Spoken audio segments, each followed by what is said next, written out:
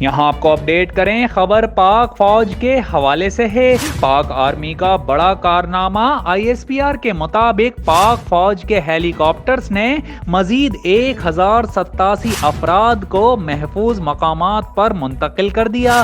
سیلاب سے متاثرہ علاقوں میں پاک فوج کا ریلیف آپریشن جاری ہے اور اب تک مجموعی طور پر 50,000 افراد کو محفوظ مقامات پر منتقل کیا جا چکا ہے۔ پاک فوج کی جانب سے لگائے گئے طبی کیمپس میں 51,000 افراد کو مفت طبی سہولیات بھی دی جا چکی ہیں۔ ISPR کا کہنا ہے کہ ملک کے مختلف اضلاع میں سیلابی ریلوں میں پھنسے افراد کو نکالنے کے لیے فوجی ہیلی کاپٹرز کی 157 پروازیں فعال ہیں اور انہی ہیلی کاپٹرز کے ذریعے مزید 1087 افراد کو محفوظ مقام پر منتقل کیا جا چکا ہے، جبکہ انہی ہیلی کاپٹرز کے ذریعے سیلاب متاثرین میں 72 ٹن امدادی اشیاء بھی تقسیم کی گئی ہیں۔